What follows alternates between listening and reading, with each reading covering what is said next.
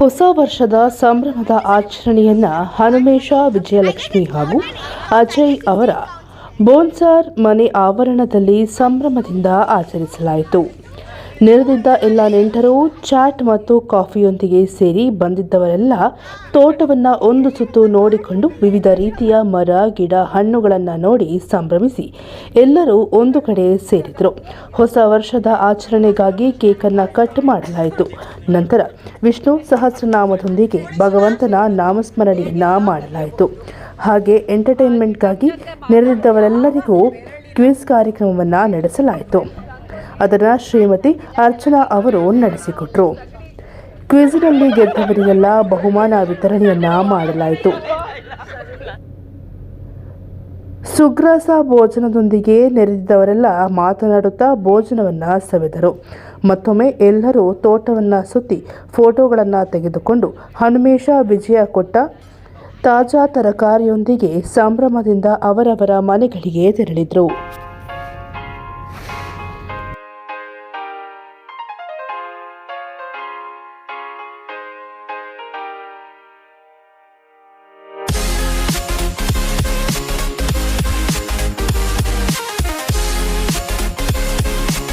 ಜಮ್ನಳ್ಳೆ ಮರ ಅಂದ್ಬಿಟ್ಟಿದ್ದು, ಇದು ಬಂದು ಪೆಕ್ಯುಲರ್ ಟೈಪ್. ಇದು ಆದಷ್ಟು ಕತೆ ಬಂದಿದೆ ನಮಗೆ, ನಾವೇನು ಹಾಕಿಲ್ಲ. ಇದರಲ್ಲೇನು ಅಂದರೆ ಈ ದ್ರಾಕ್ಷಿ ಗುಚ್ಚಿ ಥರ ನೇರಳೆ ಹಣ್ಣುಗಳು ಬಿಡುತ್ತೆ. ಇದರಲ್ಲಿ ಫುಲ್ಲು ದ್ರಾಕ್ಷಿ ಗೊನೆಗಳು ಹೆಂಗೆ ಬರುತ್ತೆ ಆ ಥರ ದ್ರಾಕ್ಷಿ ಥರನೇ ಇದು ಬರುತ್ತೆ. ಇದು ನೇರಳೆ ಹಣ್ಣು ಒಂದು ಗುಚ್ಚು ತೊಗೊಂಬಿಡ್ತು ಅಂದರೆ ಒಂದು ತಿಂದರೆ ಸುಸ್ತಾಗುತ್ತೆ. ಅದರಲ್ಲಿ ಇರೋದನ್ನು ತಿಂದರೆ ಒಂದು 40-50 ಇದು ಸಿಗುತ್ತೆ ನಿಮಗೆ ಆ ಥರ.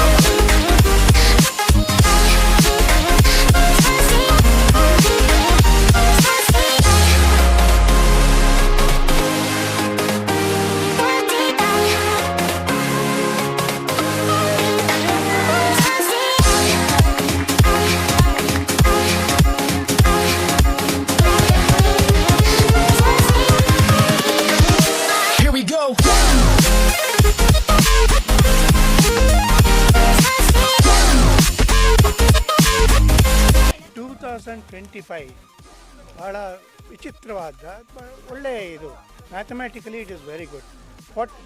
2025 can be express us A square. 45 square is 2025. ಅದಕ್ಕೆ ಮುಂಚೆ 1936 ಆಗಿತ್ತು. ಮುಂದೆ ವತ್ಸಲಾಗೆ ಫಸ್ಟ್ ಕ್ವೆಶ್ಚನ್, ದಯವಿಟ್ಟು ಯಾರು ಮಾತಾಡಬಾರ್ದು. ಫಸ್ಟ್ ಕ್ವೆಶ್ಚನ್ ವತ್ಸಲಾಗೆ, ಯಾವ ಪ್ರಾಣಿ ಏನನ್ನೂ ತಿನ್ನದೆ 3 ದಿನ ಬದುಕುತ್ತದೆ? ಯಾರು ಆನ್ಸರ್ ಗೊತ್ತಿದ್ರು ದಯವಿಟ್ಟು ಹೇಳಬಾರ್ದು. ಯಾರನ್ನು ಕೇಳ್ತೀನೋ ಅವ್ರು ಮಾತ್ರ ಹೇಳಬೇಕು. ಯಾವ ಪ್ರಾಣಿ ಏನನ್ನೂ ತಿನ್ನದೆ 3 ದಿನ ಬದುಕುತ್ತದೆ? ವತ್ಸಲ. ಈಗ ಕೈ ಎತ್ಬೋದು. ಹಾವಿರ್ಬೋದಾ ಅಂತ ಇದ್ದಾರೆ. ಇರಬಹುದಾ ಅಲ್ಲ? ಒಂಟೆ ಒಂಟೆ ಹಾವು. ಒಂಟೆ ಹೇಳ ಇರು ಹೇಳಿ. ಗೊತ್ತಿರೋರೆಲ್ಲ ಹೇಳ್ತಾ ಇರ್ಬೋದು. ಬೆಕ್ಕು ಅಂತ ಅಮರನಾಥ್ ಅವರು ಹೇಳಿದ್ದಾರೆ. ನೀವು ಆಚೆ ಹೊರಟೋಗಿ ಆಗಿದ್ರೆ, ನೀವು ಆಚೆ ಹೊರಟೋಗಿ. ಇಲ್ಲಪ್ಪ, ಆ ಕ್ವಶನ್ ಯಾರಿಗೂ ಏನೂ ಇಲ್ಲ. ನೆಕ್ಸ್ಟ್ ಕ್ವಶನ್ ಕೇಳ್ತೀನಿ. ಚಪ್ಪಾಳೆ.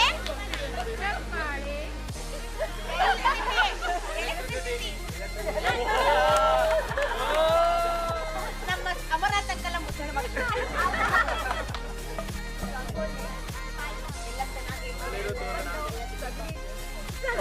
ತಾಯಿಯ ಮುದ್ದಿನ ದೊಡ್ಡಣ್ಣ ರಾಮಸುಂದರ ಅಂತ. ಅರ್ಜುನನ ತಂದೆ.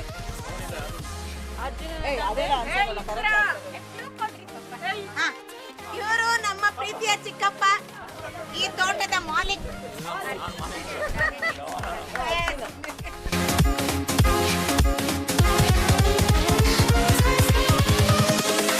Invincible.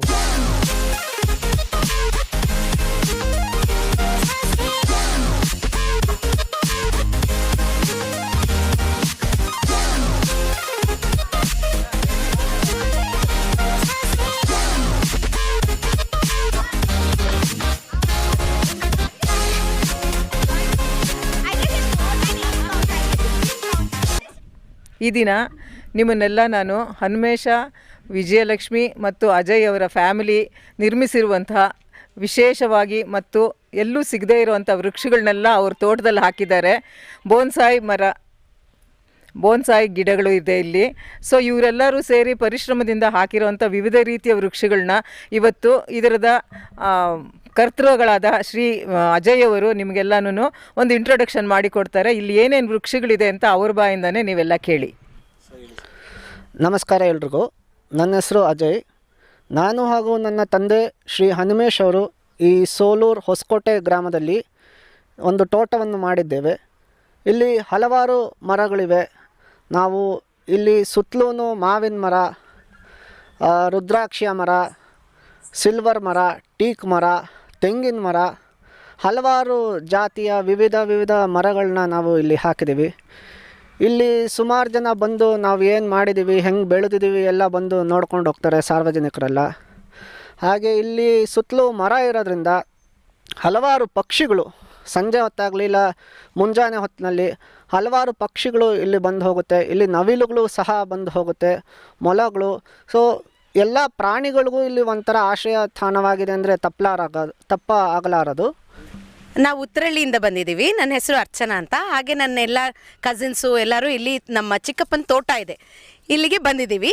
ಇದು ಬಹಳ ಚೆನ್ನಾಗಿದೆ. ಈ ತೋಟದಲ್ಲಿ ಮಾವಿನ ಮರ, ಹಾಗೆ ಚೇಪೆಕಾಯಿ ಮರ, ಬಹಳ ಆರೆಂಜ್ ಮರ, ಇಲ್ಲಿ ಇಲ್ಲದೆ ಇರೋ ಮರಗಳೇ ಇಲ್ಲ ಅನಿಸುತ್ತೆ. ತುಂಬ ಅದ್ಭುತವಾಗಿದೆ. ಇಲ್ಲಿ ಬಂದರೆ ನಮಗೊಂದು ಆನಂದ, ಸಂತೋಷ ಎಷ್ಟು ಸಿಗುತ್ತೆ ಅಂದರೆ ನಮ್ಗೆ ಇಲ್ಲಿಂದ ಹೋಗೋಕ್ಕೆ ಮನಸ್ಸು ಬರೋದಿಲ್ಲ, ಅಷ್ಟು ಸುಂದರವಾಗಿದೆ ಈ ಜಾಗ. ನಾವಿಲ್ಲಿ ಆವಾಗ ಬರ್ತಾ ಇರ್ತೀವಿ. ಇಲ್ಲಿನ ತೋಟದಲ್ಲಿ ಬಂದು ಒಂದು ಸ್ವಲ್ಪ ಹೊತ್ತು ಕಾಲ ಕಳೆದು ಇಲ್ಲಿ ಸಿಗೋ ಹಣ್ಣು ತರಕಾರಿಗಳೆಲ್ಲ ತೊಗೊಂಡು ತಿಂದ್ಕೊಂಡು ಖುಷಿಯಾಗಿ ಹೋಗ್ತೀವಿ.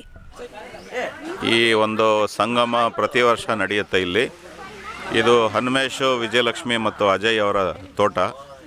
ಈ ತೋಟದಲ್ಲಿ ಎಲ್ಲರೂ ಸೇರಿ ಒಂದು ವಿಧವಾದಂಥ ಒಂದು ಕಾರ್ಯಕ್ರಮಗಳಲ್ಲಿ ಭಾಗಿಯಾಗಿ ಮತ್ತು ವಾತಾವರಣ ಒಂದು ಶುದ್ಧವಾದ ಗಾಳಿಯನ್ನು ಇಲ್ಲಿ ಆಸ್ವಾದಿಸ್ಕೊಂಡು ಹೊಸತನವನ್ನು ಕಂಡು ನಗರದಿಂದ ಆಚೆ ಬಂದು ಒಂದು ಗ್ರಾಮೀಣ ಪರಿಸರ ಮತ್ತು ತೋಟದ ಪರಿಸರದಲ್ಲಿ ಎಲ್ಲರೂ ಸೇರಿ ಒಂದು ವಿವಿಧ ಕಾರ್ಯಕ್ರಮಗಳಲ್ಲಿ ಭಾಗಿಯಾಗಿ ಒಂದು ಸಂತೋಷಕೂಟವನ್ನು ಏರ್ಪಡಿಸ್ತಾ ಇದ್ದಾರೆ. ಈ ಪ್ರತಿ ವರ್ಷ ಈ ಕಾರ್ಯಕ್ರಮ ನಡೆಯುತ್ತೆ.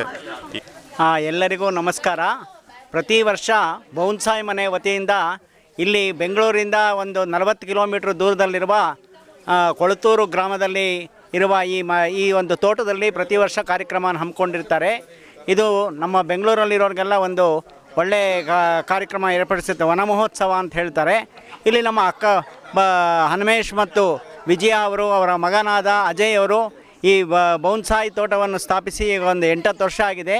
ಪ್ರತಿ ವರ್ಷ ಇಲ್ಲಿ ಎಲ್ಲರನ್ನೂ ಕರೆದು ವನಭೋಜನವನ್ನು ಮಾಡಿಸಿ ಒಳ್ಳೆ ರಸಪ್ರಶ್ನೆಗಳು ಮತ್ತು ಹಾಡುಗಾರಿಕೆ ಕಾರ್ಯಕ್ರಮ ಇಟ್ಟು ಎಲ್ಲರಿಗೂ ಒಂದು ದಿನದ ಮಟ್ಟಿಗೆ ನಮಗೆ ಬೆಂಗಳೂರಿನ ಒಂದು ವಿಶೇಷವಾದ ವಾತಾವರಣವನ್ನು ಇಲ್ಲಿ ಕಲ್ಪಿಸಿಕೊಂಡು ಎಲ್ಲರಿಗೂ ಬಹಳ ವಿಶೇಷವಾಗಿ ಇಲ್ಲಿ ಅರೇಂಜ್ ಮಾಡಿರ್ತಾರೆ. ನಮಸ್ಕಾರ, ನಾನು ರವಿಶಂಕರ್ ಅಂತ. ನಾನು ಮೈಸೂರಿಂದ ಬಂದಿರೋದು.